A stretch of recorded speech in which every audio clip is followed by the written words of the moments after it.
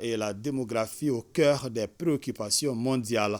Tel semble résumer l'actualité de cette semaine et de la suivante sur le plan médiatique.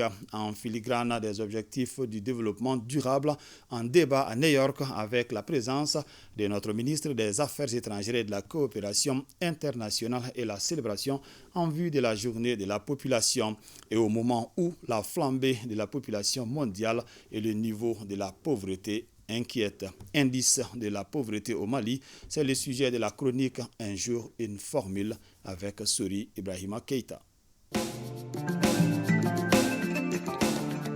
Baromètre d'appréciation du développement humain, seul le changement du prisme est constant.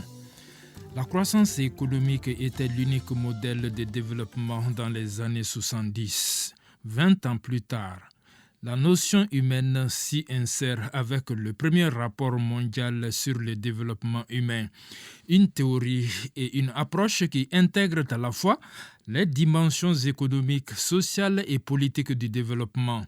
Un processus qui élargit désormais pour les individus les champs des possibilités et renforce leurs capacités leur permettant de vivre longtemps et en bonne santé, dans des conditions de vie décentes, avec garantie d'accès au savoir, de participation à la vie des communautés et à la prise de décisions les concernant. Alors, selon qu'on remplisse ou non ces conditions, on devient riche ou pauvre. En parlant de pauvreté, il y a un certain nombre d'indicateurs, d'instruments pour mesurer ce phénomène-là. Au Mali, être pauvre, ça veut dire quoi?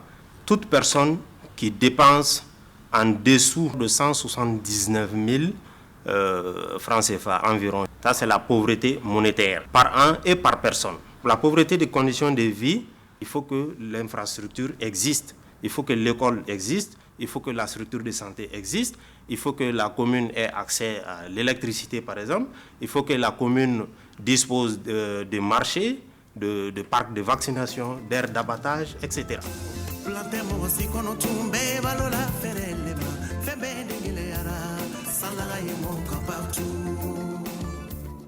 Selon les statistiques du dernier rapport national présenté hier aux États-Unis sur le sujet, plus de 9 400 000 sur 21 millions de Maliens sont pauvres. Il y a des aspects qui ne sont pas pris en compte dans ces indicateurs-là. Aussi problématiques que soient les critères de classification, ils ont tout de même permis d'éclairer la lanterne des gouvernements et autres partenaires techniques et financiers sur bien des dossiers d'envergure. Tout ce qui concerne les ciblages, aussi bien en termes d'intervention monétaire, en termes d'intervention de pauvreté des conditions de vie, qui est relative à l'accessibilité aux services sociaux de base, d'intervention alimentaire par exemple, mon département utilise les données pour pouvoir intervenir dans les localités pauvres et vulnérables au niveau du pays.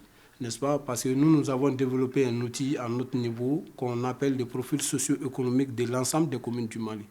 Donc, à part le recensement général de la population et de l'habitat, c'est la seule enquête qui est exhaustive et représentative jusqu'au niveau de l'ensemble des communes du Mali. Donc, je pense que ça, c'est un véritable outil d'intervention et d'orientation des politiques en matière de réduction de la pauvreté et des inégalités. L'indice de la pauvreté, on en sait un peu plus désormais. Reste à déterminer celui des partisans de moindres efforts, eux, facteurs évidents d'aggravation de la misère au Mali.